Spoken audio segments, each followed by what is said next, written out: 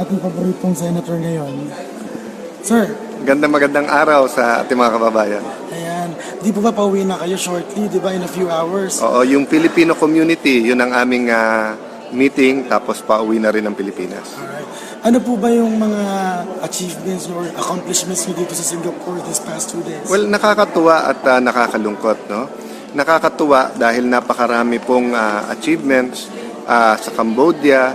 Maraming hindi nakakaalam. The last 10 years, grabe din ang paglaki nila. At maraming mga Filipino businessmen at Filipino business ang nakikinabang. Ang tourism nila, pwede ito maging two-way. At kahit na sabihin mo mas maraming Pilipino pumupunta sa kanila, ay may room para sa mga Filipino products, no? Dito naman sa Singapore, alam naman po natin, maraming Singaporean company sa atin, maraming investment, powerhouse sila sa financial at saka services, at napakaganda ng nangyari dito. Nalulungkot naman ako kasi nabasa ko yung ibang mga online articles, imbis na i-highlight, no, ang mga magaganda, ay pintas, tapos hindi lang ordinaryong pintas, mali pa.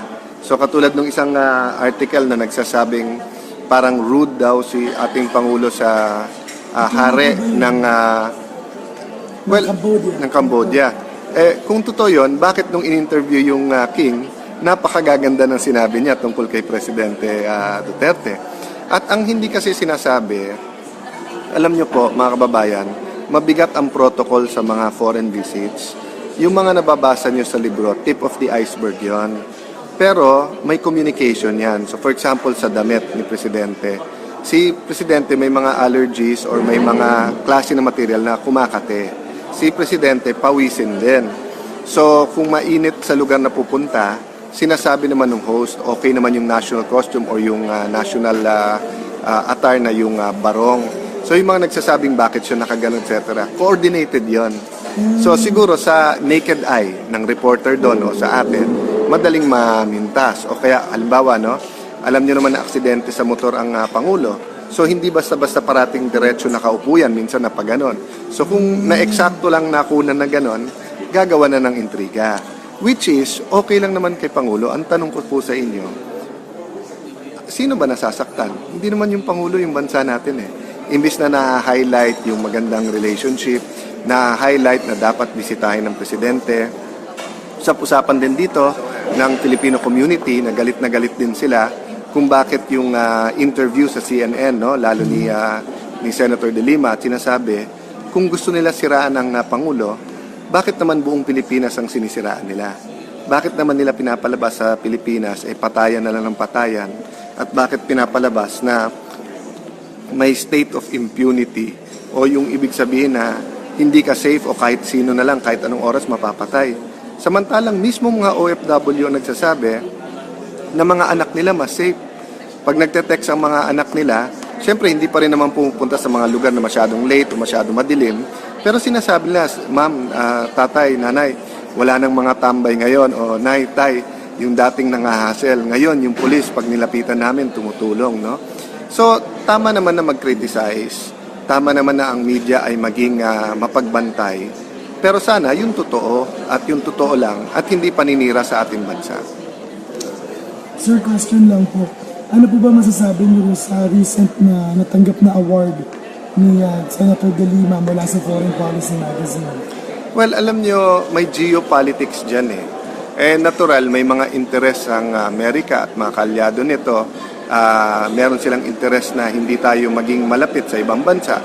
Tayo naman, we keep communicating to the US that our relationship with China has nothing to do with our relationship with them. Our relationship with China has nothing to do with the relationship with US. We can have good relationships with all of them, pero wag sila makikialam sa atin. Don't meddle with us, no? So, she can get all the awards that the world can give. But question, is she involved in drugs? And is she speaking in behalf of the Filipino people? So why not, instead of talking about her award, talking about the country, about reforms, she's talking about killings left and right. And I saw part of the interview. They're lumping all the killings together. During President Aquino's time, there was about 13 to 15, sometimes 16,000 deaths a year na murder or homicide.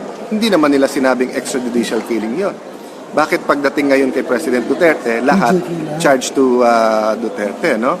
So, alam mo, ang dalawa yan eh. Yung nangloloko at yung nagpapaloko. So, bahala na si Senator De Lima kung gusto niya mangloko. Pero alam ko, mga nanonood nito, mga kababayan natin, kahit sa amin, no? Kahit tayo, kahit na nanonood kayo live or nagbabasa kayo ng Thinking Pinoy, ng ibang mga vlogs, ibang website, ibang mga social media, nag-iisip din muna kayo. Sino nagsasabi ng totoo, ano ang totoo, at anong sarili niyong opinion, no? And I think that will set us free. Last 2 questions po, sir. Ano po sa palagay niyo ang pinakamalaking threat sa success ng Duterte administration over the 6 years run? Yung counter-revolutionaries, di ba? Ang ginagawa ng ating Pangulo ay isang revolusyon. Revolusyon laban sa droga, revolusyon laban sa oligarchy o pinakamayayaman, revolusyon laban sa gera, no? Gusto niya ng peace sa kaliwa at saka sa mga kababayan natin Muslim na nagrebelde. Revolusyon din laban sa corruption. Ngayon may counter-revolutionaries, yung mga nakinabang sa dating sistema. So yan ang pinakamalaking threat. Ngayon ang media, pwede kayong tumulong, pwede kayong maging threat. Bakit ko sinabi yan? Parang baril yan eh. Pag ang gumamit ng baril, alagad ng batas at ginamit sa tama, blessing ang pagkakaroon ng baril. Pag ginamit mo ang baril para mang-hold up, threat to at saka masama. So, gagamitin nyo ba yung lisensya nyo sa pag-broadcast, ang viewership nyo, sa radio, yung listenership nyo, sa dyaryo, yung mga nagbabasa, gagamitin nyo ba to promote the Philippines? As I said, okay to criticize. But kung ang Pilipinas lang ang sisiraan nyo at panay mali o mali yung mga conclusion na gagawin nyo, hindi makakatulong po sa ating bansa. So yan ang mga threat sa atin, yung mga gustong bumalik tayo sa dati. Last question po ng mga readers ko, sir. Nandun po ba kayo sa Filipino community meet and greet mamaya? Yes. Kasi gusto ka nila makita. Opo, sama-sama po tayo dun mamaya at ako yung humingi ng paumanhin.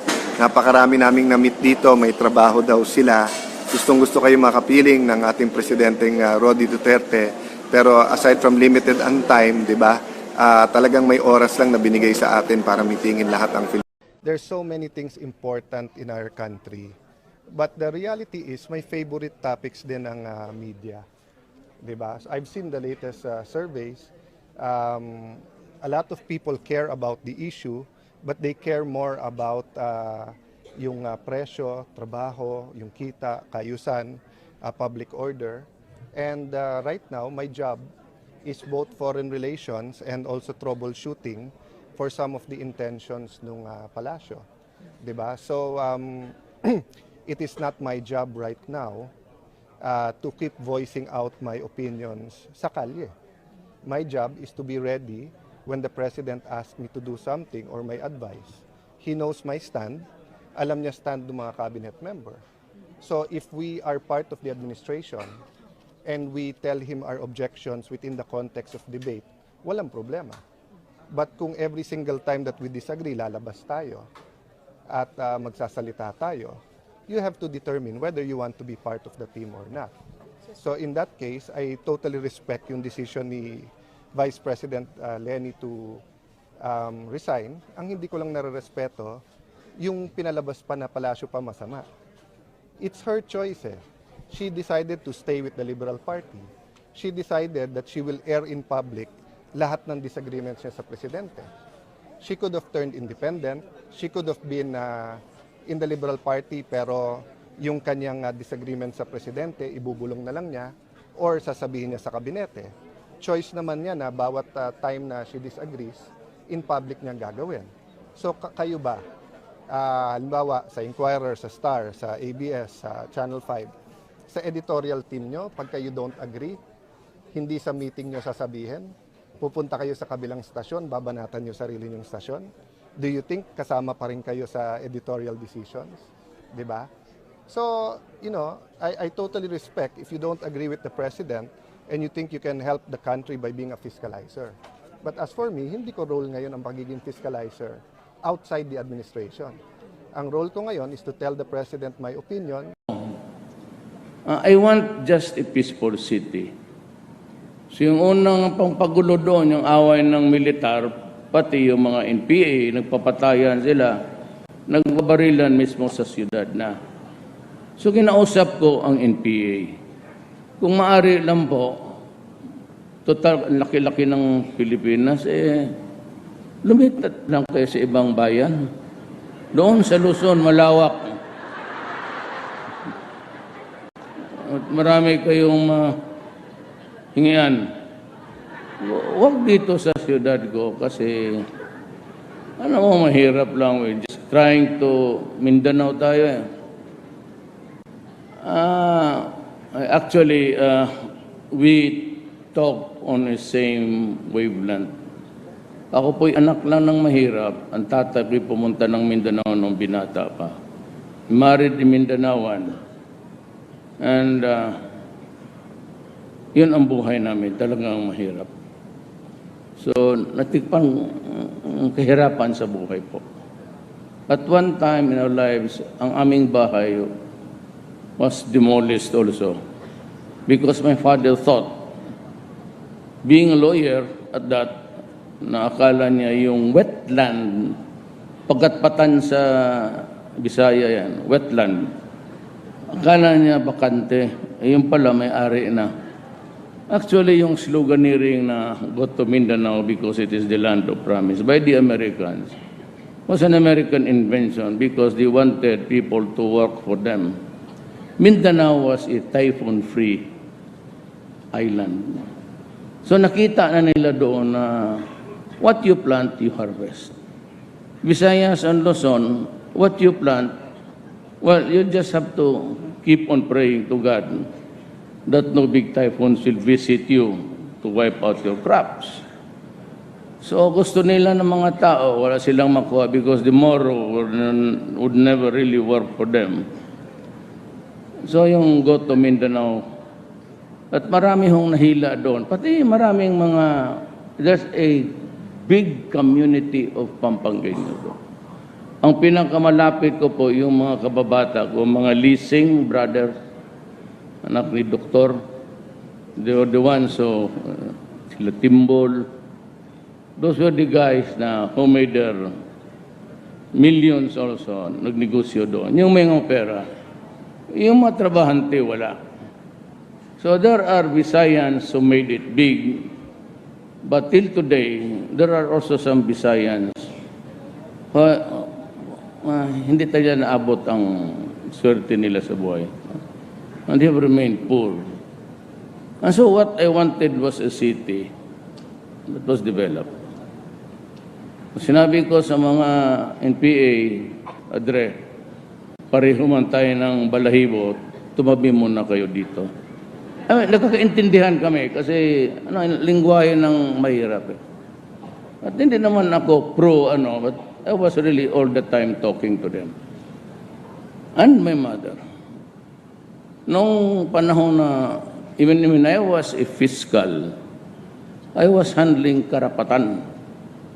Yung karapatan ngayon, Justice Alliance for Justice, Freedom, and Democracy. Well, I was handling it in the name of justice. Justisya lang naman na tama. Neither did I favor anybody na yung mga komunista. It was just to say that every time I had a fair shake in life. Kung na-mayor na ako, iba ang istorya. Because I had a 3-year limit. Yan, masama yung baltas na yan. Dapat palitan talaga yan. Baski sinong gobernador o mayor na tanungin mo, isang magbayad ng utang, tapos to get in the project, the money. That was an almost a reckless reaction to doon sa kay Marcos noong panahon na siya na president. Ano lang tayo sa yung galit na natin. Because that constitution was not a product of Marcos. He never took part in it. It was already 1935 constitution. Sila Claro Recto yun. Sila Quinten Paredes. Walang kasalanan itong sumunod. But because nangyari sa sa atin, yun, ang lahat ng ginawa ni Marcos, although it was not Marcos' constitution, sinira. Sinira. Pati ang martial law powers ng presidente. The martial law powers is subject to review by the Supreme Court and by Congress. Kung mag-declare ako ng martial law at may invasion ngayon o gera, I cannot proceed on and on. Lalo na kung may gulo, pupunta pa ako sa Congress, pupunta pa ako doon sa Supreme Court. If there is anybody who would file a complaint to look into the factual, kung totoo ba. Which you cannot do. Kung magulo ang mundo, kaya nga martial law na para isang tao na lang ang magdirekta. Ngayon, ang problema niyan, kung findings ng Supreme Court at yung findings ng Congress magkalaban, hindi alam ng pulis kung saan siya magbigti. Pati yung mga presidente kung saan siya magdaib. Kung iba ang Supreme Court, magsabi ang Congress, yes, no ito, o no ito, yes itong isa. Saan mo ako ilagay? Kaya kailangan talagang palitan yan. But there is a safety measure there. I'll just tell you later. But anyway, papunta doon. So sabi ko, alam mo, piskal ako, kaya kong basahin ang utak ng isang kriminal. 10 years ako fiscal. I could read your mind if it's a criminal mind. So, when I became mayor, diretso na ako. Umalis kayo sa Davao. Huwag ninyong sirain ang mga anak namin. Because if you deprive us of the youth for the next generation, I will kill you. Do not destroy my city. Because if there are no jobs, no businesses, ang private sector lang naman makabigay niyan. We are not an employing agency. Hindi namin kaya nagbigyan trabaho natin. Administrador lang kami.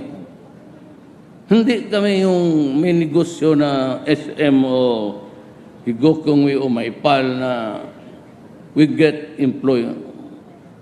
We just collect taxes to run government. That's about it.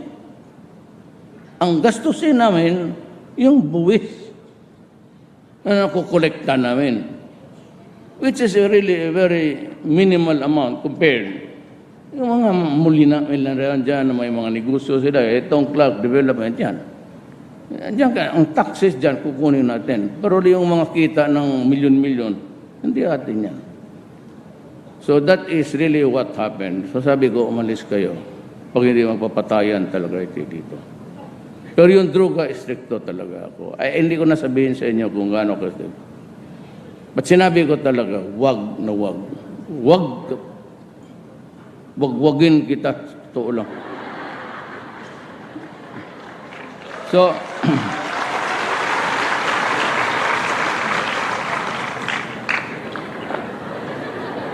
di alam ni ma'am yan, Presidente, kasi mainit talaga ulo ko. Even we were talking, yung kami lang sa kabinet, pag nagagalit ako, nagmumura ako, siya nga magsabi, Rudy, relax ka lang. Ganun talaga ugali ko. Walang hiya ba? Hindi naman kasi alam namin sa Mindanao kung ano yung hiya. Anyway, nung na-presidente ako, kung hindi ako naging presidente, sorry kayong lahat. Remember that I fired. Ito. Maswerte lang talaga. Fate has something to do with this, not me. Hindi ako hindi ko isipin manalo ako sa totoo lang. Totoo. Wala nga. Sino lang man ang nagsuporta? Well, of course, Pampanga was rooting for me. Baski sa mga survey, because kaalyado ako ng presidente. Alam ko, kaya wala ako masyadong And si Governor Pineda assured me, sabi niya, tutulungan kita. Hindi ko lang masabi kung lalamang ka dito o hindi. Pero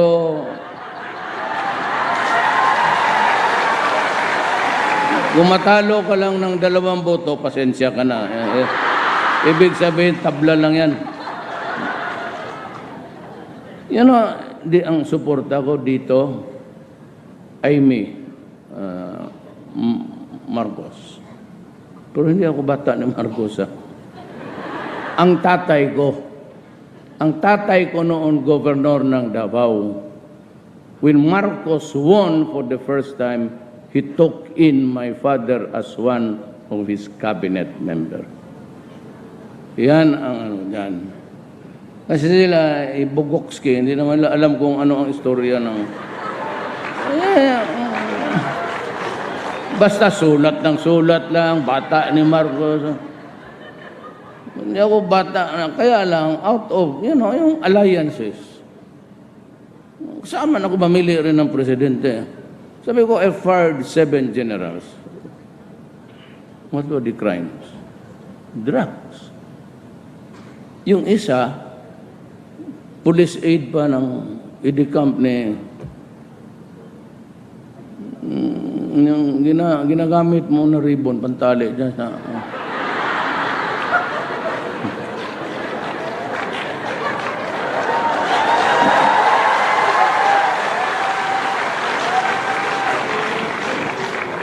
Wala na. Ang yelo kasi sa Davao, ice. Diba?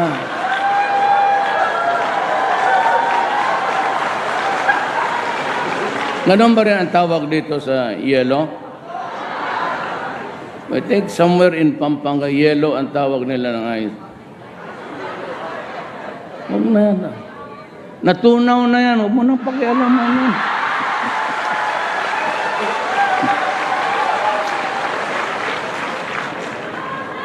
So, ang politika talaga dito, hindi party-party. But I never really expected. Ako, si Aimee, si Abet, ng Bataan, Marindoque, si Lord. Pero talo ako doon. Tapos, even in the home province of my father, wala akong leader na isa. Even in the hometown, Danao City, ang mga kalaban ko doon, mga Durano. They were porpo. Sa Mindanao, wala akong isang congressman, wala akong isang gobernador. And yet, I won. Nung nanalo ako ng... This is connected with my story about drugs. Nung nanalo ako ng 6 million plus over the next guy, pumasok ako sa kwarto. Kakamatay lang na ng mga 2 years before. Sabi ko, kaya pong tao ng cemetery, doon ako nag-iyak. Ang doon naman sa yung pagod ko, yung lahat na pagod, sama ng loob. Doon ko na binuho sa iyak ko. At sabi ko na, ano kayang ibig sabihin nito? Anong utos ng... This has to be destiny. Walang iba, destiny talaga. Ibig sabihin, utos ng Diyos. Sabi ko, may talagang pinapagawa ang Diyos sa iyo. So when I became president, yun lumabas. By the hundreds of thousands. Sa aking bilang ngayon, we are hitting 900,000 plus. Before the year ends, it will be, I am sure, hit the million mark. Now, yun yung akin. Itabi ko muna yung akin. During the time of General Santiago, si Piaz Yampedia, sabi niya, there are already 3 million drug addicts in this country. I was appalled nung nakita ko araw-araw nagsasurrender sa mga barangay hall, sa police. Mga bago to. Yung iba nagsabi na dati na sila, but minus those who admitted that they were already former addicts. Umabot na lang. So ito na lang, sabihin ko so. Minsan, kipag-away ako ng mga Amerikano. Kasi ito ngang patayan, sabi nila Duterte maghinto ka. Mga ganun na style. But ito kasing, I don't know about, but tayo mga Orientals, Asians, huwag mong ilagay ang gano'n na salita. Yung parang patay gutom. Yung pagsabi, oh, you do this, stop that, or you will not get the aid or assistance from us. Parang gano'n ang salita. Hindi mo lang pagkagsabi, can we talk with you? At parang they reprimand me in public. Ang una, yung pang mga opisyal na walang ranggo, pataas na may ranggo, pati si Obama. Alam mo, pagka ganon, sabi nila pabalik-balik, wala tayong ibang, why does Duterte keep on making tirades against the Americans? Because we are talking about drugs. Ang sabi ko sa kanila, huwag kang magsalita ng ganun na parang patay gutom kami dito sa Pilipinas kung hindi ka magbigay ng aid. Do not do that every time you reprimand me in public, which is really the worst. Yun nung mayor ako na binibira ko itong mga drug addicts, iniimbestiga na ako ng rapporteur. Tingnan mo yung kanya. I was already investigated by the rapporteur of the UN. Then si De Lima, yung asawa ni Samson,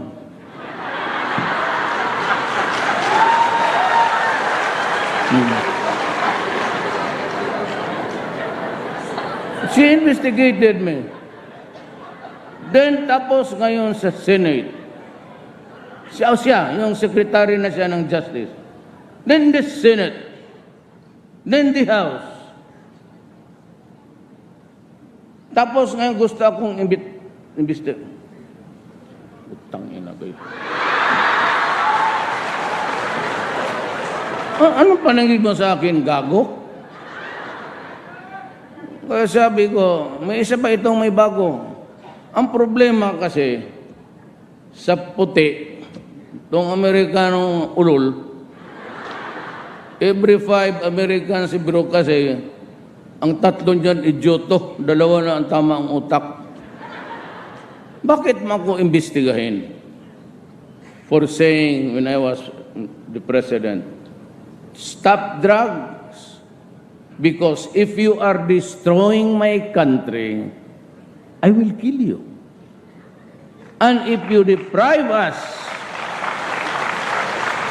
of our youth for the next generation, yung mga anak ninyo, saan tayo kukuha ng Pilipino na tatakbo nitong bayan na ito kung puro gonggong na lahat? Remember, 4 million is 4 million. It's no joke. And they are spread all throughout the country. And we are already in narco-politic state. We did not realize it until I became the mayor. That there were already congressmen, governors, mayors, barangay captains, pati police, by the thousands. Gusto niyo makita? Bigay mo nga yung... I'll give you a visual para mapicture ninyo kung ano tayo kahirap. At itong mga tumahimik, yung mga Amerikano, ito ang drug industry natin.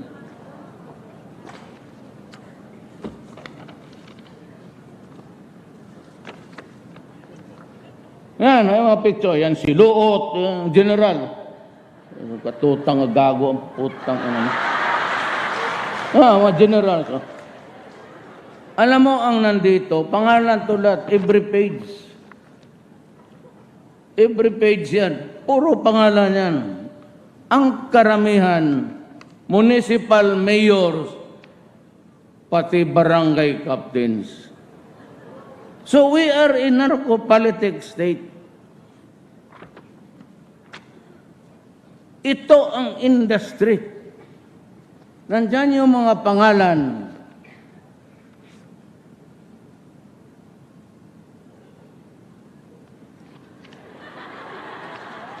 Kasi patay, listahan pala ng patay.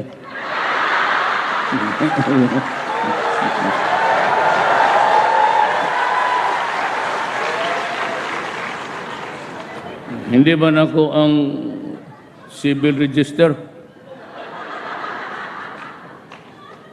Kaya sabi ko, ito matindi to. Narco-politics na tayo. Kung sunod eleksyon ganon, manalo sila. Kaya sabi ko sa mga congressman, huwag kayong magpatawag ng eleksyon. Ngayon, mananalo lahat yan. May pera eh. Kita ng rami noon. Maski na yung Congress, bigyan nila akong authority, patayin ko, maubusan ako ng bala pati panahon. Kaya yan ang problema natin ngayon. So that the people would know. Because if we sink to the dogs, alam na ninyo kung paano. It's not easy to be patayan nila, patayan. We cannot build a nation over the bones of our countrymen. But somebody somehow must solve that problem. Kaya yung kopya din ang binigay ko kay Speaker Alvarez, pati kay Senate President Coco Pimentel. Sinabi ko sa kanila, hindi ko kaya. Pirmahan kami doon kanina ng budget natin, 3.7 trillion. Sabi na, Mayor, nandyan na yung budget mo. Sabi, hindi ko kaya, Adre. I mean, dadating ang panahon na sikmura mo, hindi mo naman sikmura, magsige ka ng patay niya. Pero yun, lumalaban yun. Ang nakakapagtaka ganito, mga human rights, bago ako naging presidente, tignan ninyo yung statistic. Grabe na ang patayan noon. Bumalik kayo 2 steps backward. Nandiyan pa yung mga newspaper, buhay pa. At nung presidente ko, I did not start operating against the drug syndicates or the drug industry for that matter. But marami nang patay. 6, 10, 20 a night. Hindi pa kami nag-umpisa. Hininood ko muna yung police. So, who did the killings? Di sila. Naglilinis sila, nagki-cleansing sila. Pati yung mga big time, umalis na. Now they are operating, baski sino dyan malaman yung ulam.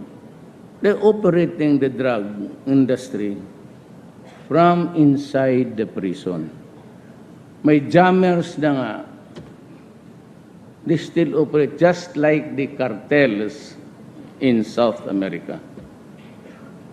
May libro dyan, kan iyon cartel, or the word is cartel. Yun. Paano ito? Na binabastos na tayo, and even the Secretary of Justice, siya na mismo ang nagdala. Tapos ang kapal-kapal pa ng muka, lahat na, walang isa nagsabi hindi totoo yan kundi siya. Believe talaga ako ni itong si biyuda ni Samson.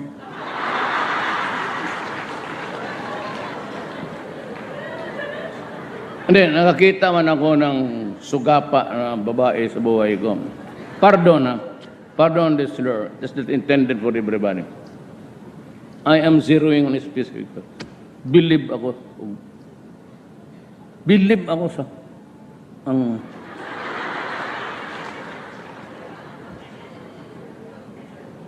kumpleto pagka-artista kung nasa harap na nitong nung makakita ng may hormone.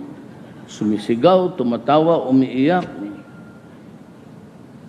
Tapos pagkahapon, punta doon sa mag-video, filming. Tapos balik doon sa Senate, yaw-yaw naman ang yaw-yaw.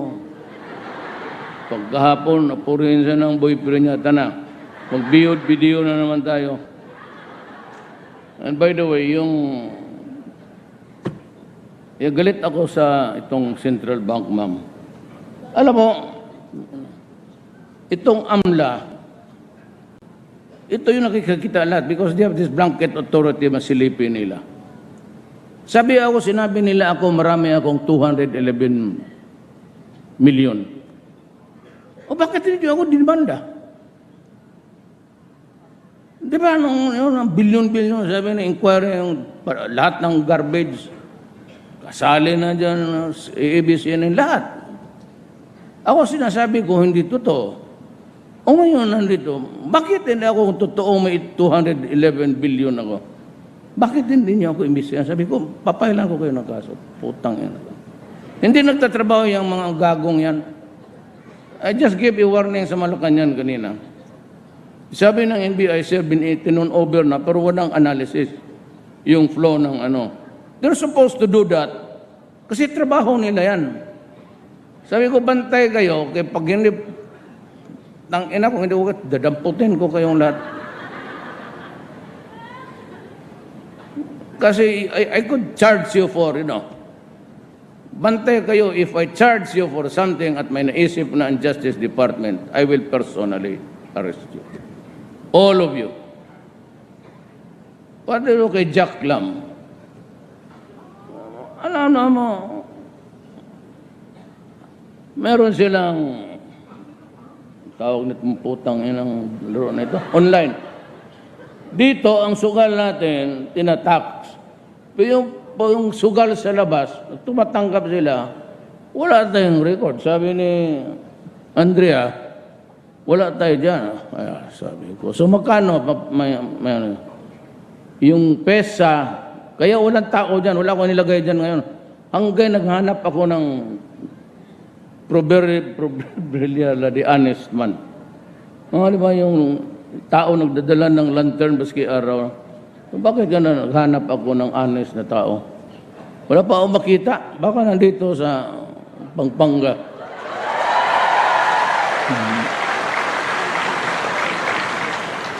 Ang estimated 300 billion. Hindi yan ang kita ng gobyerno. Yun lang pupunta dyan sa PESA head. Maraming nagre-recommenda dyan, alam ko. Hindi ko lang sabihin. Kundi talaga, was never tempted to sign ito. Even sa military, naghanap ako. Kasi trilyon ang nawala natin dyan. Tatanggap sila ng posta sa labas. Hindi naman kasali doon sa recording nila. Dito lang. Kaya pina-aresto ko yung buang. Tapos sabi ng NBI, umagay.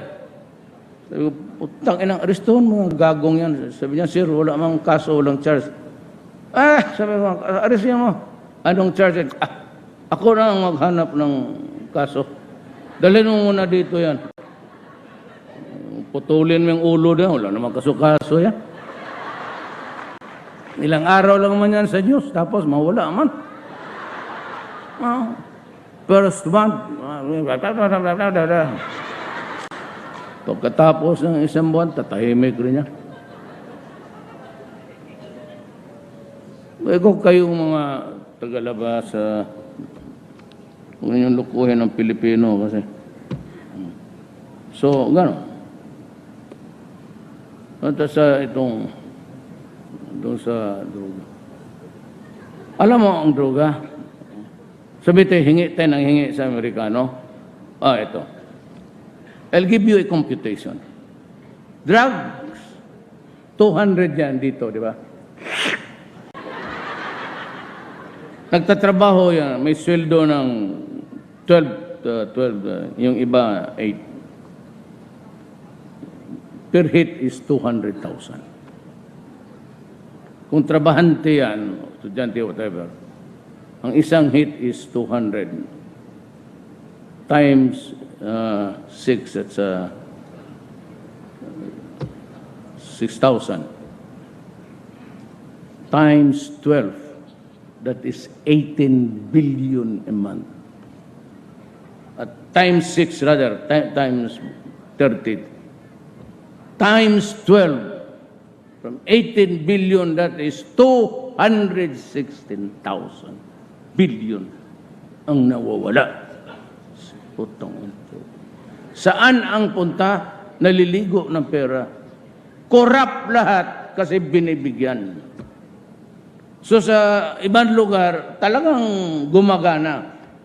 Puro bigay dito, bigay.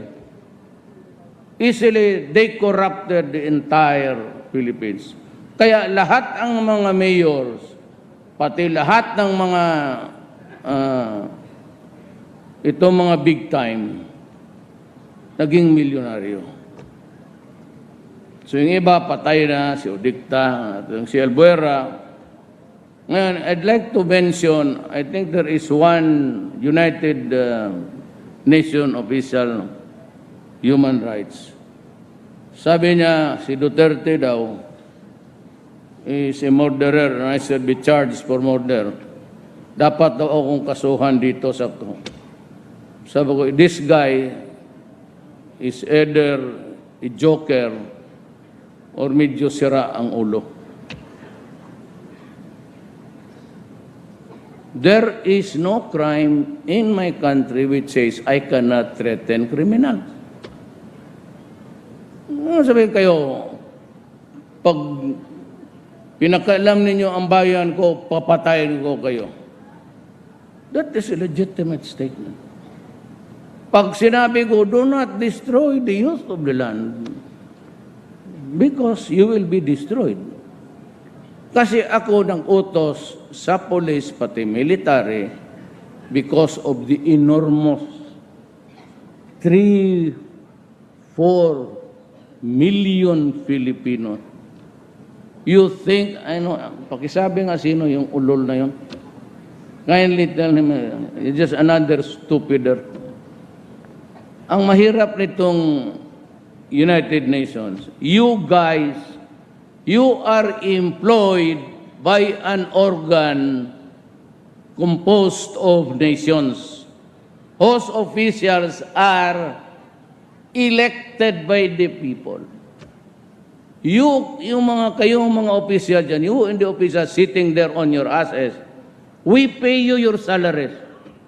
You idiot, you do not tell me what to do. I am your employer. And do it to a nation. Who gave you the right to be... Kulang kayo ng international law. Kami ang may contribution sa United Nations, kung hindi ba kayo tarantado, putang ina ka. At ako ang nagbabayad sa sweldo mo. Huwag kang magsalita diyan, kala mo empleyado mo ako. I am a member state, a sovereign state. Please shut up. Kasi yung utak ninyo diyan kulang. Do not do that. You're just an employer. Appointment kayo. Got it? You are just employees of an office there whose subsidy comes from the pocket of the member states. And you not have that authority to be, you strut around as if you're also a sovereign idiot.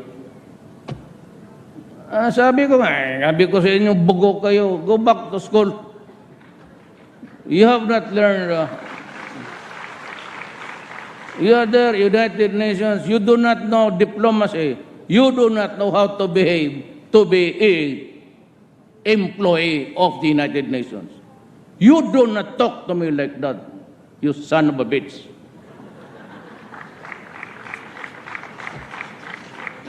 Magkapasan ng a bitch lang sa akin ang Pilipino kung hindi ako nagtatrabaho. So, good that I remembered. Send that copy to him. Tell him if he wants to come here today, sampalin kita, yawa ka. So, that's, yan ang gastos natin. 200 That is 6,000 a month. That's 18 billion. Times 12 million. Ngayon, 14, idagdag ko mo niya. And the reason why I am mad is, sabihin nila, may namatay dito. Sabi ko nga, hindi kami nag-operate until after 2 months, marami nang patay. So who did the killing? And they are attributing those killings to us. Na parang Duterte or violation of human rights. Who said so? First, 3,000. Tanungin kita, who was my 50th victim? Sige daw. Kuha ko ang patay. Sige. Sino yung pinaka 150th victim ko? Tell me the name, sex, residence, anong trabaho niya? It's just easy to convict a person in criminal proceedings. Subukan mo, papuin kita dyan sa witness stand. Paikutin kita isang araw. Ang akin dito, mahal ko ang bayan ko. Kaya ako tumakbo. And please do not... During the debates, we were asked, ikaw ba'y papayag ililibing si Marcos ang libingan ng mga bayani? Ang tatlo said no. Ako at si Biday naging yes kami. Ang akin wala doon yan sila except that. Dalawa lang kasi sa batas eh. Sundalo, presidente. Period. Walang sinabi, hindi siya maglibing, kung makasalanan siya, nagmarsyalo, maraming naman. Iyong sentimento, except if the sentiments is strong, that would amount to, wala. Sinabi lang, sundalo o presidente. Period. Yan ang experience ko. I complied on my promise. There will be no corruption. I will assure you, there will be no corruption. Yung pera ninyo dadating talaga sa inyo. Every cabinet meeting, nagwa-warning talaga ako. Kasi pag hindi, yung dalawang immigration commissioner, nung nasabit dito, I fired them. Do you know who are they? My fraternity brothers. Pinalis ko.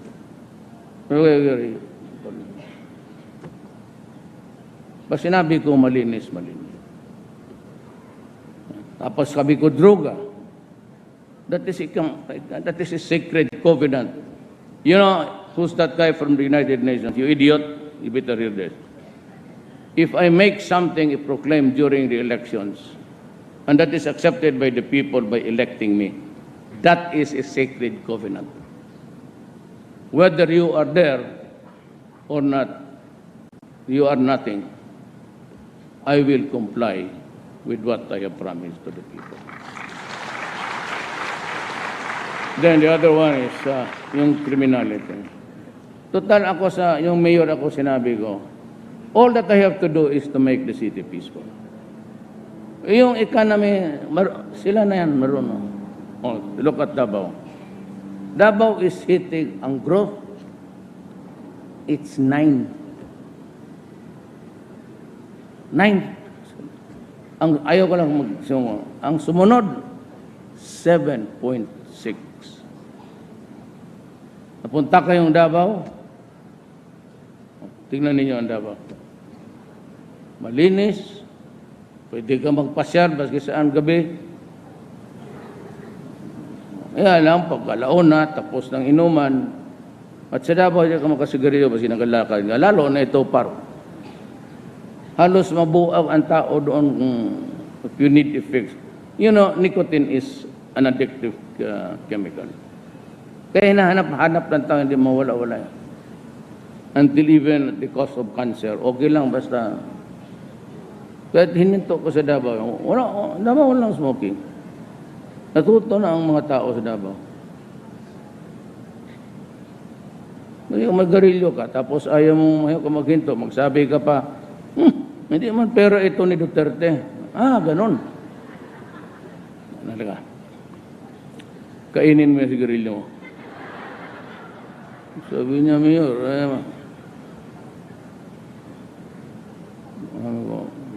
may baril ako dito. Papiliin kita. Pasabugin ko yung bayag mo. O maghinto. Kainin mo. After that incident, wala na. Ang tao kasi hindi mo madala kasi na, Adre, pwede bang hintuin natin ito? Kakaya naman kay ano. Hindi mo madala ng gano'n. Pero bigyan mo isang example. Bakit sa Davao wala masyadong meron? Alam mo, may kwento ako sa iyo. Pero yun yung kwento. Ito yung hinahabol ni Dilima.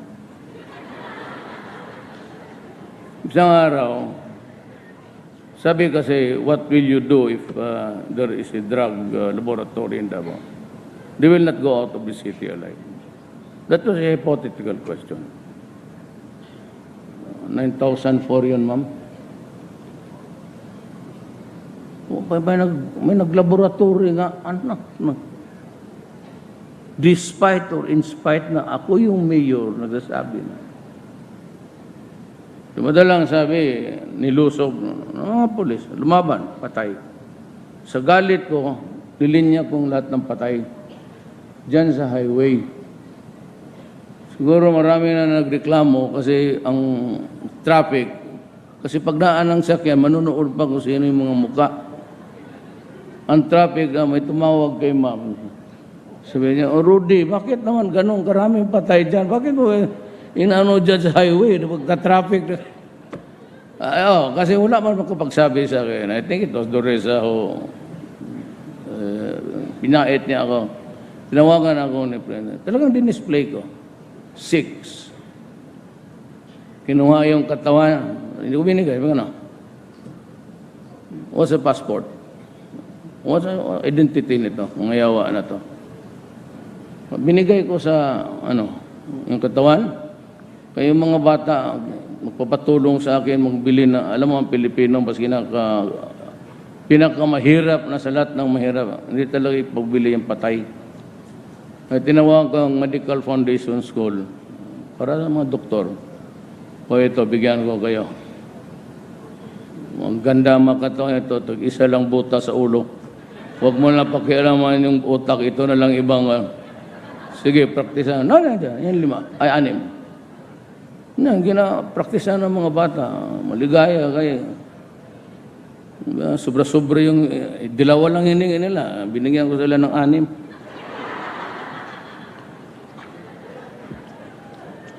Hindi ako nagiging ng discount. Libre talaga eh. Ano na yan? Anyway, it's getting late. I'd like to apologize to the President for my language. Minsan kasi ambunganga ako. Tama yan. Hindi ko pa naisip lumalabas na. Sabi na mga...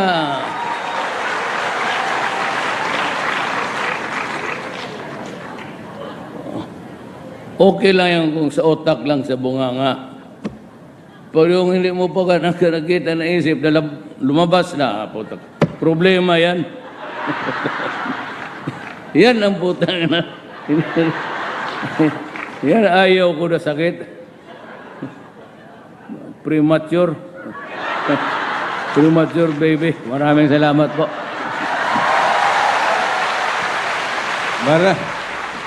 Maraming salamat. Live from Pampanga, President Duterte speaking before Ang ating paboritong senator ngayon.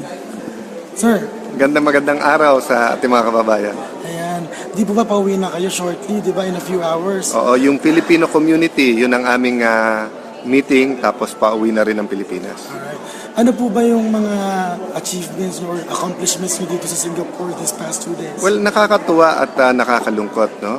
Nakakatuwa dahil napakarami pong achievements sa Cambodia. Maraming hindi nakakaalam. The last 10 years, grabe din ang paglaki nila. at maraming mga Filipino businessmen at Filipino business ang nakikinabang. Ang tourism nila, pwede ito maging two-way at kahit na sabihin mo mas maraming Pilipino pumupunta sa kanila, ay may room para sa mga Filipino products. No? Dito naman sa Singapore, alam naman po natin, maraming Singaporean company sa atin, maraming investment, powerhouse sila sa financial at saka services, at napakaganda ng nangyari dito.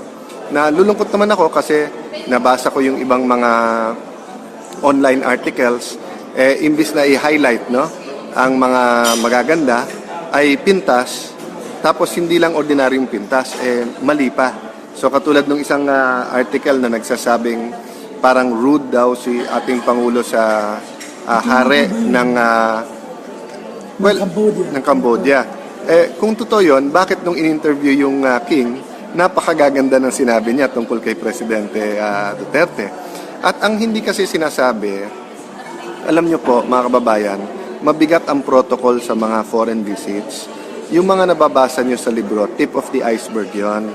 Pero may communication yan. So for example, sa damit ni Presidente, si Presidente may mga allergies or may mga klase ng material na kumakate. Si Presidente pawisin din. So kung mainit sa lugar na pupunta, sinasabi naman ng host, okay naman yung national costume or yung national attire na yung barong. So yung mga nagsasabing bakit siya nakaganon, etc. Coordinated yon. So siguro sa naked eye ng reporter doon sa atin, madaling mamintas. O kaya halimbawa, alam niyo naman na aksidente sa motor ang Pangulo. So hindi basta-basta parating diretso nakaupo yan, minsan na pa ganon. So kung na-eksakto lang nakunan na ganon, gagawa na ng intriga. Which is, okay lang naman kay Pangulo. Ang tanong ko po sa inyo, sino ba nasasaktan? Hindi naman yung Pangulo, yung bansa natin Imbis na na-highlight yung magandang relationship, na-highlight na dapat bisitahin ng Presidente. Usap-usapan din dito ng Filipino community, na galit din sila kung bakit yung interview sa CNN, lalo ni Senator De Lima, at sinasabi, kung gusto nila siraan ng Pangulo, bakit naman buong Pilipinas ang sinisiraan nila? Bakit naman nila pinapalabas sa Pilipinas, patayan na lang ng patayan? At bakit pinapalabas na may state of impunity o yung ibig sabihin na hindi ka safe o kahit sino na lang, kahit anong oras mapapatay? Samantalang mismo mga OFW ang nagsasabi na mga anak nila mas safe. Pag nagte-text ang mga anak nila, syempre hindi pa rin naman pupunta sa mga lugar na masyadong late o masyadong madilim. Pero sinasabi nila, ma'am, tatay, nanay, wala nang mga tambay ngayon. O nay, tay, yung dating nangahasel. Ngayon, yung pulis, pag nilapitan namin, tumutulong. So, tama naman na mag-criticize. Tama naman na ang media ay maging mapagbantay. Pero sana yung totoo at yung totoo lang at hindi paninira sa ating bansa. Sir, question lang po. Ano po ba masasabi niyo sa recent na natanggap na award ni Senator De Lima mula sa Foreign Policy Magazine? Well, alam nyo, may geopolitics dyan natural, may mga interes ang Amerika at mga kalyado nito. Meron silang interes na hindi tayo maging malapit sa ibang bansa. Tayo naman, we keep communicating to the US that our relationship with China has nothing to do with our relationship with them. Our relationship with China has nothing to do with the relationship with US. We can have good relationships with all of them, pero wag sila makikialam sa atin. Don't meddle with us, So, she can get all the awards that the world can give. But question, is she involved in drugs? And is she speaking in behalf of the Filipino people? So why not, instead of talking about her award, talking about the country, about reforms, she's talking about killings left and right. And I saw part of the interview. They're lumping all the killings together. During President Aquino's time, there was about 13 to 15, sometimes 16,000 deaths a year na murder or homicide. Hindi naman nila sinabing extrajudicial killing yon. Bakit pagdating ngayon kay President Duterte, lahat charged to Duterte, So, alam mo, ang dalawa yan yung nangloloko at yung nagpapaloko. So, bahala na si Senator De Lima kung gusto niya mangloko. Pero alam ko, mga nanonood nito, mga kababayan natin, kahit sa amin, kahit tayo, kahit na nanonood kayo live or nagbabasa kayo ng Thinking Pinoy, ng ibang mga vlogs, ibang website, ibang mga sa social media, nag-iisip din muna kayo. Sino nagsasabi ng totoo, ano ang totoo, at anong sarili niyong opinion, no? And I think that will set us free. Last two questions po, sir. Ano po sa palagay niyo ang pinakamalaking threat sa success ng Duterte administration over the 6 years run? Yung counter-revolutionaries, di ba? Ang ginagawa ng ating Pangulo ay isang revolusyon. Revolusyon laban sa droga, revolusyon laban sa oligarchy o pinakamayayaman, revolusyon laban sa gera, no? Gusto niya ng peace sa kaliwa at saka sa mga kababayan natin Muslim na nagrebelde. Revolusyon din laban sa corruption. Ngayon may counter-revolutionaries, yung mga nakinabang sa dating sistema. So yan ang pinakamalaking threat. Ngayon ang media, pwede kayong tumulong, pwede kayong maging threat. Bakit ko sinabi yan? Parang baril yan . Pag ang gumamit ng baril, alagad ng batas at ginamit sa tama, blessing ang pagkakaroon ng baril. Pag ginamit mo ang baril para mang hold up, threat to at saka masama. So, gagamitin nyo ba yung lisensya nyo sa pag-broadcast? Ang viewership nyo sa radio, yung listenership nyo sa dyaryo, yung mga nagbabasa, gagamitin nyo ba to promote the Philippines? As I said, okay to criticize. But kung ang Pilipinas lang ang sisiraan nyo at panay mali o mali yung mga conclusion na gagawin nyo, hindi makakatulong po sa ating bansa. So yan ang mga threat sa atin, yung mga gustong bumalik tayo sa dati. Last question po ng mga readers ko, sir. Nandun po ba kayo sa Filipino community meet and greet mamaya? Yes. Kasi gusto ko nila makita. Opo, sama-sama po tayo dun mamaya at ako yung humingi ng paumanhin. Napakarami naming na-meet dito, may trabaho daw sila. Gustong-gusto kayo makapiling ng ating presidenteng Rody Duterte. Pero aside from limited on time, di ba, talagang may oras lang na binigay sa atin para meetingin lahat ang Filipino. There's so many things important in our country. But the reality is, my favorite topics din ng media. Diba? I've seen the latest surveys. A lot of people care about the issue, but they care more about yung presyo, trabaho, yung kita, kayusan, public order. And right now, my job is both foreign relations and also troubleshooting for some of the intentions ng palasyo. Diba? So, it is not my job right now to keep voicing out my opinions sa kalye. My job is to be ready when the President asks me to do something or my advice. He knows my stand. Alam niya stand ng mga cabinet member. So if we are part of the administration and we tell him our objections within the context of debate, walang problema. But kung every single time that we disagree, lalabas tayo at magsasalita tayo, you have to determine whether you want to be part of the team or not. So in that case, I totally respect yung decision ni Vice President Leni to resign. Ang hindi ko lang nare-respeto, yung pinalabas pa na palasyo pa masama. It's her choice . She decided to stay with the Liberal Party. She decided that she will air in public lahat ng disagreements niya sa presidente. She could have turned independent. She could have been in the Liberal Party, pero yung kanyang disagreement sa presidente, ibubulong na lang niya. Investigated me.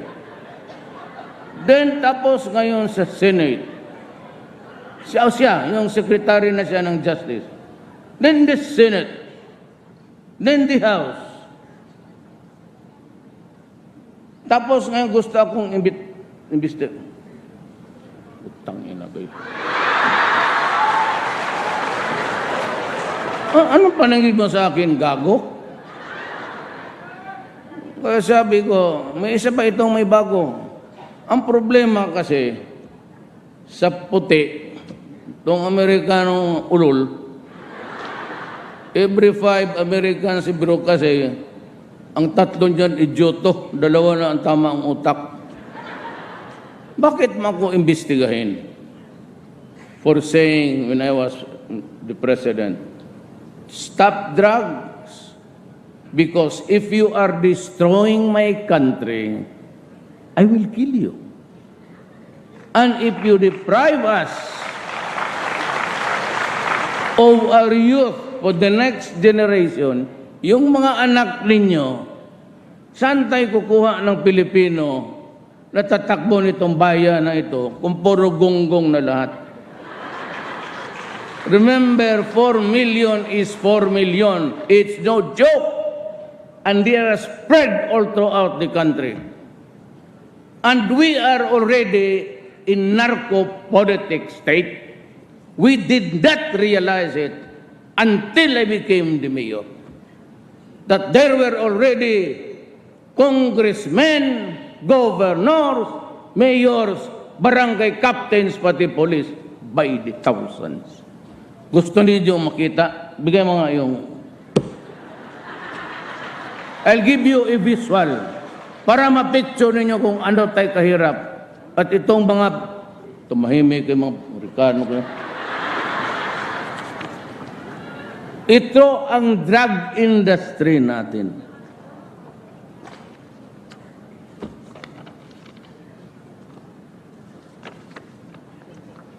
Yan, may mga picture. Yan si Luot, yung general. Katutang gago, ang putang ano. Mga general. Alam mo ang nandito, pangalan tulad, every page. Every page yan. Puro pangalan yan.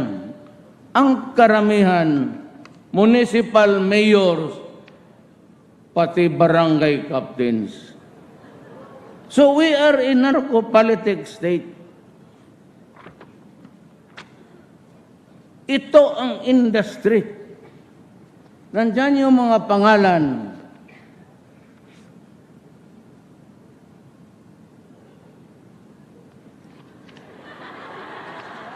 Kasi patay, listahan pala ng patay.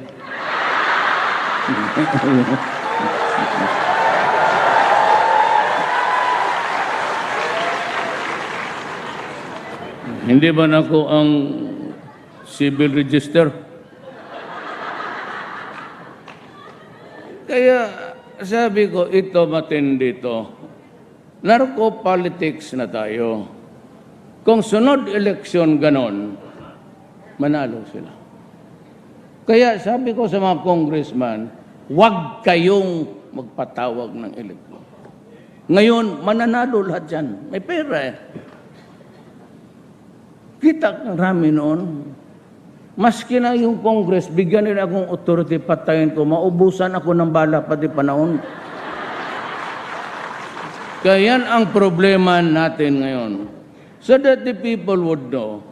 Because if we sink to the dogs, alam na ninyo kung paano. It's not easy to be patayan nila, patayan.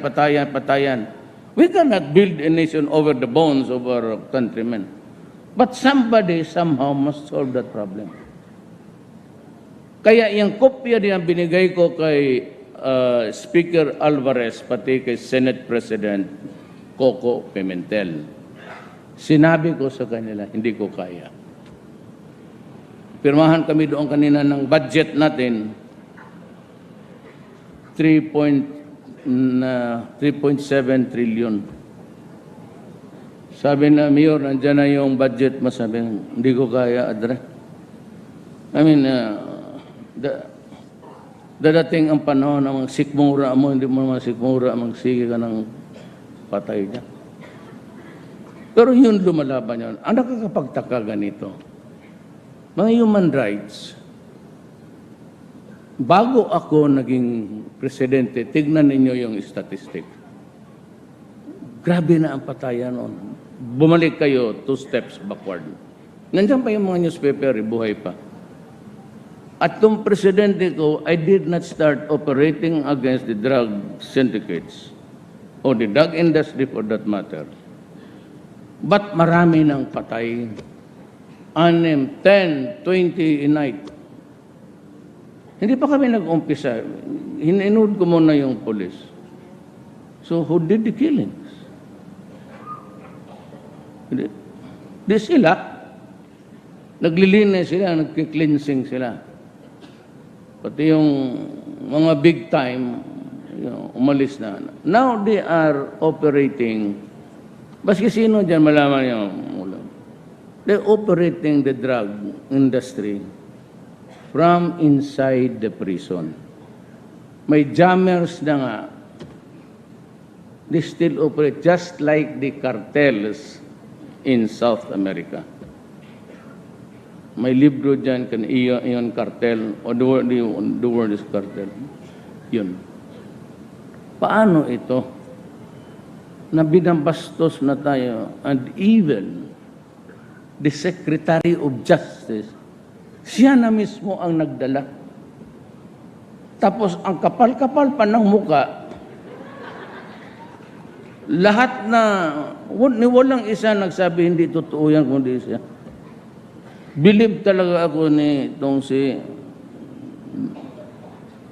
biyuda ni Samson.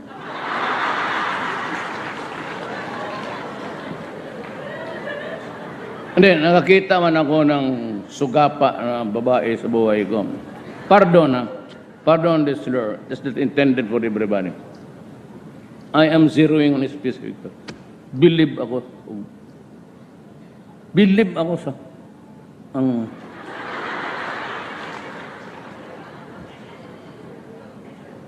kumpleto pagka-artista kung nasa harap na nitong nung makakita ng may hormone. Sumisigaw, tumatawa, umiiyak. Tapos pagkahapon, punta doon sa mag-video, filming. Tapos balik doon sa Senate, yaw-yaw naman ang yaw-yaw. Pagkahapon, napurihin siya ng boyfriend niya, tana. Mag-video na naman tayo. And by the way, galit ako sa itong Central Bank, ma'am. Alam mo, itong AMLA, ito yung nakikita lahat because they have this blanket authority masilipin nila. Sinabi nila ako, marami akong 211 million. O bakit hindi ako dinbanda? Di ba, nung bilyon-bilyon, sabi na inquiry, lahat ng garbage, kasali na dyan, ABC na lahat. Ako sinasabi ko, hindi totoo. O ngayon nandito, bakit hindi ako totoo may 211 billion ako? Bakit hindi niyo ako imbisihan? Sabi ko, papailan ko kayo ng kaso. Putang yan. Hindi nagtatrabaho yung mga gagong yan. I just gave a warning sa Malacanang kanina. Sabi ng NBI, sir, tinun over na, pero walang analysis yung flow ng ano. They're supposed to do that. Kasi trabaho nila yan. Sabi ko, bantay kayo, kaya pag hindi... Or sasabihin niya sa kabinete, choice naman niya na bawat time na she disagrees, in public niya gagawin. So kayo ba, halimbawa sa Inquirer, sa Star, sa ABS, sa Channel 5, sa editorial team nyo, pag kayo don't agree, hindi sa meeting nyo sasabihin, pupunta kayo sa kabilang stasyon, babanatan nyo sarili nyong stasyon. Do you think kasama pa rin kayo sa editorial decisions? Diba? So, I totally respect if you don't agree with the president and you think you can help the country by being a fiscalizer. But as for me, hindi ko role ngayon ang pagiging fiscalizer outside the administration. Ang role ko ngayon is to tell the president my opinion. I want just a peaceful city. So yung unang pangpagulo doon, yung away ng militar, pati yung mga NPA, nagpapatayan sila, nagbabarilan mismo sa siyudad na. So kinausap ko ang NPA. Kung maaari lang po, total laki-laki ng Pilipinas, lumipat lang kayo sa ibang bayan. Doon sa Luzon, malawak. At marami kayong hingian. Huwag dito sa siyudad ko kasi mahirap lang. We're just trying to Mindanao tayo. Actually, we talk on the same wavelength. Ako po'y anak lang ng mahirap. Ang tatay ko'y pumunta ng Mindanao nung binata pa. Married in Mindanaoan. And yun ang buhay namin. Talagang mahirap. So, natikpan ang kahirapan sa buhay po. At one time in our lives, ang aming bahay was demolished also. Because my father thought, being a lawyer at that, na akala niya yung wetland, pagkatpatan sa Bisaya yan, wetland. Akala niya bakante. Yung pala may-ari na. Actually, yung sloganeering na go to Mindanao because it is the land of promise by the Americans was an American invention because they wanted people to work for them. Mindanao was a typhoon-free island. So nakita na nila doon na what you plant, you harvest. Visayas and Luzon, what you plant, well, you just have to keep on praying to God that no big typhoons will visit you to wipe out your crops. So gusto nila ng mga tao, wala silang makuha because the morrow would never really work for them. So yung go to Mindanao, at marami hong nahila doon. Pati maraming mga, there's a big community of Pampanggenyo doon.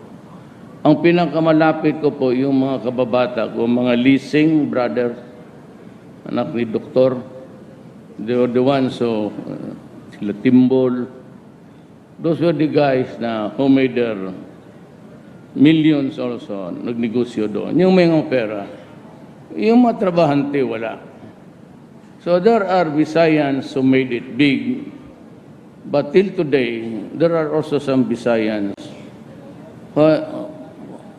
hindi tayo naabot ang swerte nila sa buhay. And they have remained poor. And so what I wanted was a city that was developed.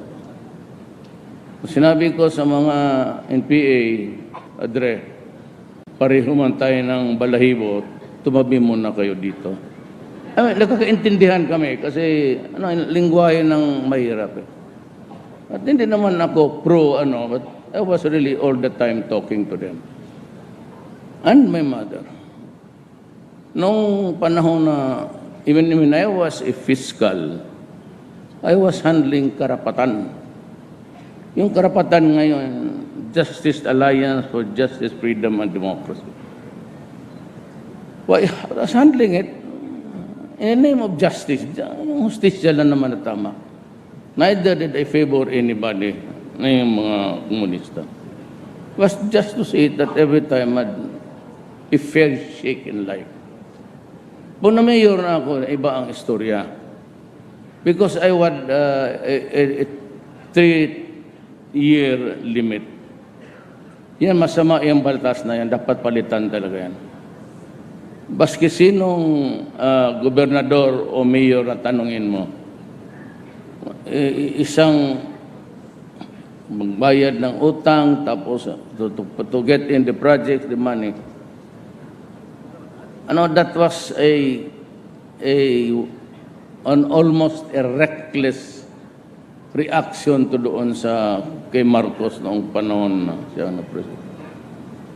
Ano lang tayo sa yung galit na natin. Because that constitution was not a product of Marcos. He never took part in it. It was already 1935 Constitution. Sila Claro Recto yun. Sila Quinten Paredes. Walang kasalanan itong sumunod. But because nangyari sa atin, yun, ang lahat ng ginawa ni Marcos, although it was not Marcos' Constitution, sinira. Pati ang martial law powers ng Presidente. The martial law powers is subject to review by the Supreme Court and by Congress. Kung mag-declare ako ng martial law at may invasion ngayon o gera, I cannot proceed on and on. Lalo na kung may gulo, pupunta pa ako sa Congress, pupunta pa ako doon sa Supreme Court. If there is anybody who would file a complaint to look into the factual, kung totoo ba. Which you cannot do.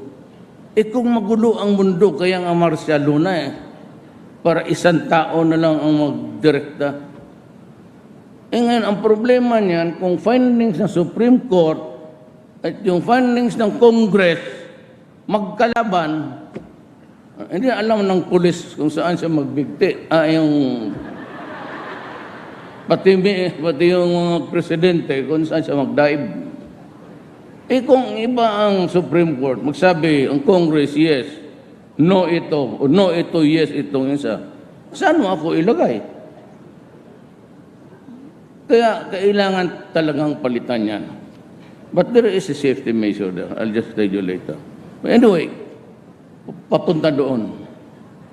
So sabi ko, alam mo, piskal ako. Kaya kong basahin ang utak ng isang kriminal. 10 years ako fiscal. I could read your mind if it's a criminal mind. So, when I became mayor, diretso na ako. Umalis kayo sa Davao. Huwag ninyong sirain ang mga anak namin. Because if you deprive us of the youth for the next generation, I will kill you. Do not destroy my city. Because if there are no jobs, no businesses, ang private sector lang naman makabigay niyan. We are not an employing agency. Hindi namin kaya bigyan trabaho natin. Administrador lang kami. Hindi kami yung may negosyo na SM o higokong o maipal na we get employed. We just collect taxes to run government. That's about it. Ang gastusin namin, yung buwis na nakukolekta namin, which is really a very minimal amount compared. Yung mga muli namin lang dyan na may mga negosyo sila, itong Clark Development yan. Diyan ka, ang taxes dyan kukunin natin. Pero yung mga kita ng milyon-milyon, hindi atin yan. So that is really what happened. So sabi ko, umalis kayo.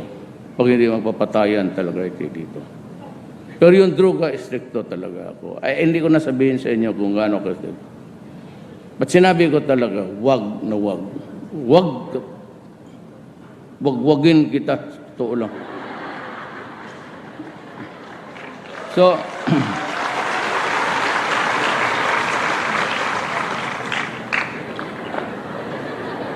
di alam ni ma'am yan, Presidente, kasi mainit talaga ulo ko.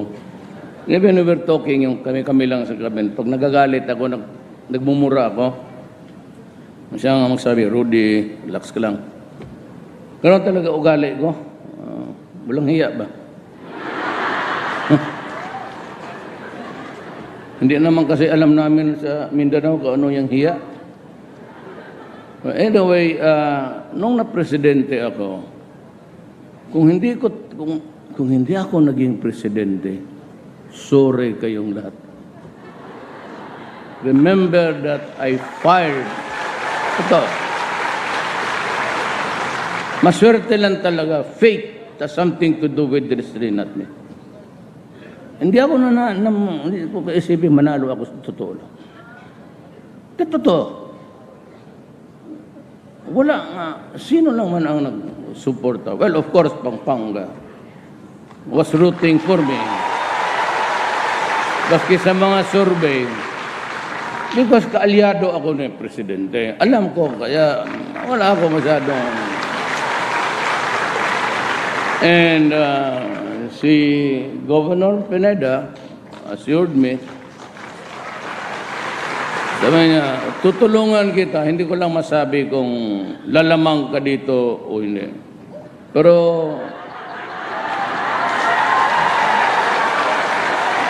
kung matalo ka lang ng 2 boto, pasensya ka na. Ibig sabihin, tabla lang yan. You know, ang suporta ko dito ay Marcos. Pero hindi ako bata ni Marcos. Ang tatay ko noon, governor ng Davao, when Marcos won for the first time, he took in my father as one of his cabinet member. Yan ang ano dyan. Kasi sila, Bogokski, hindi naman alam kung ano ang istorya ng... Basta sulat lang, bata ni Marcos. Hindi ako bata, kaya lang, out of, yung alliances. Saan man ako mamili rin ng presidente? Sabi ko, I fired 7 generals. What were the crimes? Drugs. Yung isa, police aid pa ng IDCAMP ni yung ginagamit mo na ribbon, pantali dyan sa...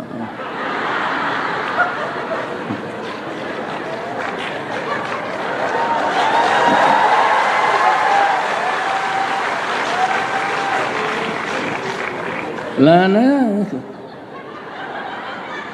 Ang yellow kasi sa Davao, ice.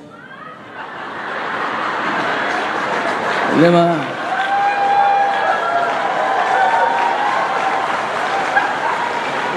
Ganun ba rin ang tawag dito sa yellow? I think somewhere in Pampanga, yellow ang tawag nila ng ice. Huwag na yan. Natunaw na yan. Huwag mo nang pakialaman yan.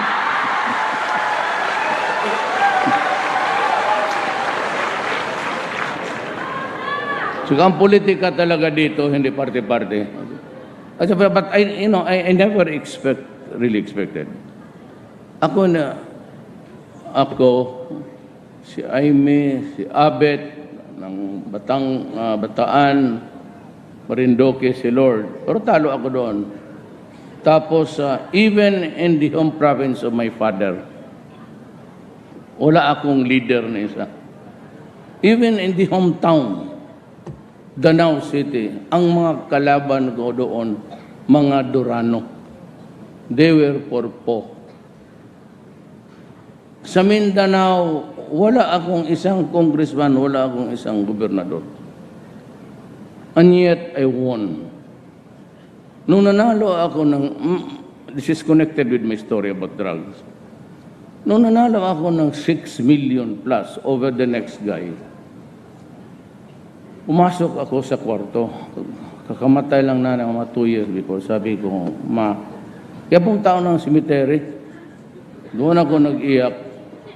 Ang doon naman sa yung pagod ko, yung lahat na, pagod, sama ng loob. Doon ko na binuho sa iya ko. At sabi ko na, ano kayang ibig sabihin nito? Anong utos ng, this has to be destiny. Walang iba, destiny talaga. Ibig sabihin, utos ng Diyos. Sabi ko, may talagang pinapagawa ang Diyos sa iyo. So when I became president, yun lumabas. By the hundreds of thousands. Sa aking bilang ngayon, we are hitting 900,000 plus. Before the year ends, it will be, I am sure, hit the million mark. Now, yun yung akin. Itabi ko muna yung akin. During the time of General Santiago, si Piaz Yampedia, sabi niya, there are already 3 million drug addicts in this country. I was appalled nung nakita ko araw-araw nagsasurrender sa mga barangay hall, sa police. Mga bago to. Yung iba nagsabi na dati na sila, but minus those who admitted that they were already former addicts. Umabot na lang. So ito na lang, sabihin ko so. Minsan, pag-away ako ng mga Amerikano. Kasi ito ang patayan, sabi nila Duterte maghinto ka. Mga ganon na style. But ito kasing, I don't know about, but tayong mga Orientals, Asians, huwag mong ilagay ang gano'n na salita. Yung parang patay gutom. Yung pagsabi, oh, you do this, stop that, or you will not get the aid or assistance from us. Parang gano'n ang salita. Hindi mo lang pagkagsabi, can we talk with you? At parang they reprimand me in public. Ang una, yung pang mga opisyal na walang ranggo, pataas na may ranggo, pati si Obama. Alam mo, pagka ganon, Sabi nila pabalik-balik. Eh, wala tayong ibang why does Duterte keep on making tirades against the Americans? Because we are talking about drugs. Ang sabi ko sa kanila, huwag kang magsalita ng ganun na parang patay gutom kami dito sa Pilipinas kung hindi ka magbigay ng aid. Do not do that every time you reprimand me in public, which is really the worst. Yun nung mayor ako na binibira ko itong mga drug addicts, iniimbestiga na ako ng rapporteur. Tingnan mo yung kanya. I was already investigated by the rapporteur of the UN. Then si De Lima, yung asawa ni Samson,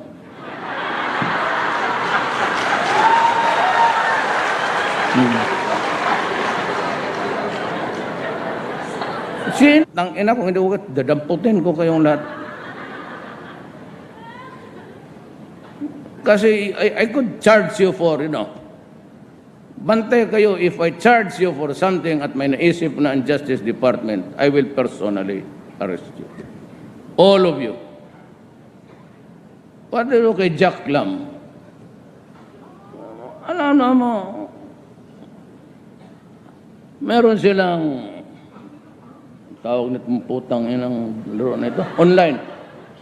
Dito, ang sugal natin, tinatax. Pero yung sugal sa labas, tumatanggap sila, wala tayong record. Sabi ni Andrea, wala tayo dyan. Ay, sabi ko, so magkano? Yung pesa, kaya walang tao dyan, wala akong nilagay dyan ngayon. Hanggang naghanap ako ng proverbial the honest man. Di ba yung tao nagdadala ng lantern baski araw? Bakit gano'n naghanap ako ng honest na tao? Wala pa ako makita. Baka nandito sa Pampanga.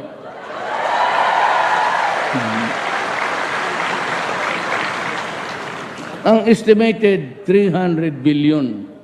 Hindi yan ang kita ng gobyerno. Yun lang pupunta dyan sa PESA head. Maraming nagre-recommenda dyan, alam ko. Hindi ko lang sabihin.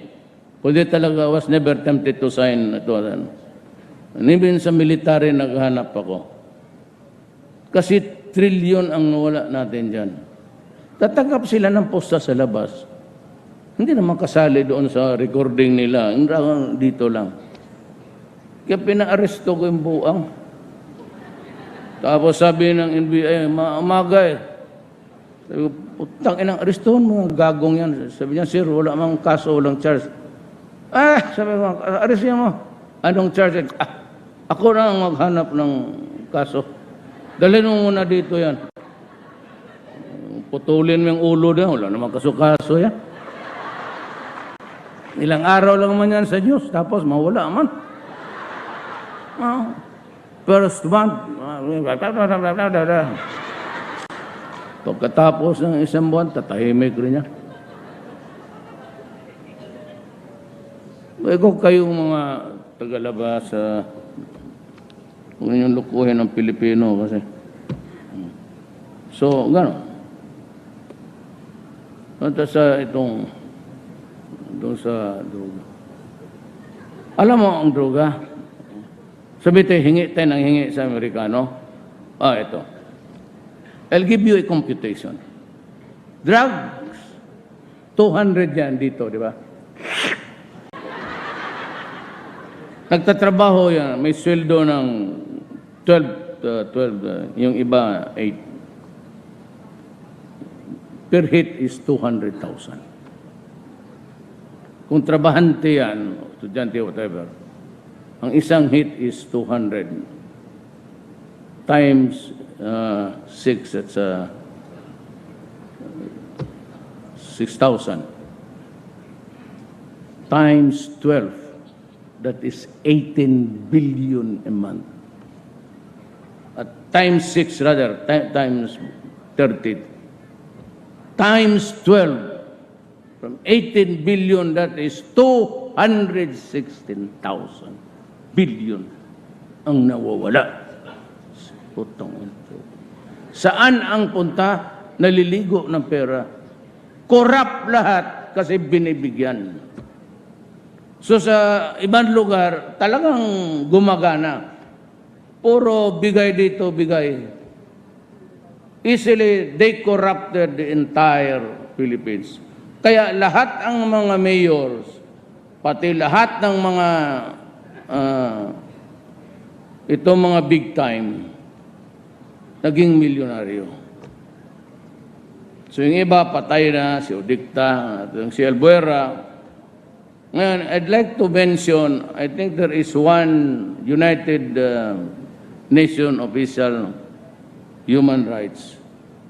Sabi niya, si Duterte daw, is a murderer and I should be charged for murder. Dapat daw akong kasuhan dito sa to.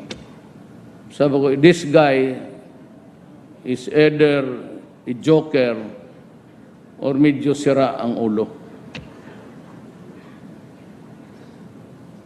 There is no crime in my country which says I cannot threaten criminals. Sabihin kayo, pag pinakailam ninyo ang bayan ko, papatayin ko kayo. That is a legitimate statement. Pag sinabi ko, do not destroy the youth of the land because you will be destroyed. Kasi ako nang utos sa police pati military because of the enormous 3-4 million Filipinos. You think, pakisabi nga sino yung ulol na yun? Kindly tell him, it's just another stupider. Ang mahirap nitong United Nations, you guys, you are employed by an organ composed of nations whose officials are elected by the people. Kayong mga official dyan, you and the officials sitting there on your asses, we pay you your salaries. You idiot, you do not tell me what to do. I am your employer. And do it to a nation. Who gave you the right to be, kulang kayo ng international law. Kami ang may contribution sa United Nations, kung hindi ba kayo tarantado, utang ina ka. At ako ang nagbabayad sa sweldo mo. Huwag kang magsalita diyan, kala mo empleyado mo ako. I am a member state, a sovereign state. Please shut up. Kasi yung utak ninyo diyan kulang. Do not do that. You're just an employer. Appointment kayo. Got it?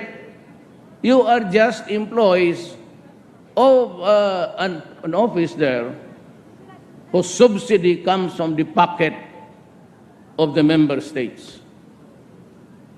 And you do not have that authority to be, you strut around as if you're also a sovereign idiot.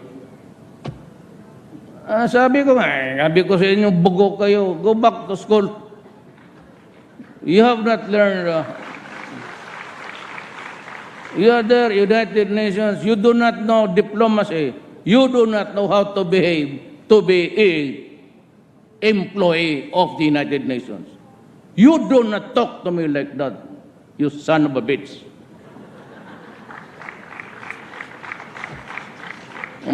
Magkapasan ng mabits lang sa akin ang Pilipino kung hindi ako nagtatrabaho. So, good that I remembered. Send that copy to him. Tell him if he wants to come here today, sampalin kita, yawa ka. So, that's, yan ang gastos natin. 236,000 a month. That's 18 billion. Times 12 million. Ngayon, 14, idagdag ko mo niya. And the reason why I am mad is, sabihin nila, may namatay dito. Sabi ko nga, hindi kami nag-operate until after 2 months, marami nang patay. So, who did the killing? And they are attributing those killings to us. na parang Duterte or violation of human rights. Who said so? First, 3,000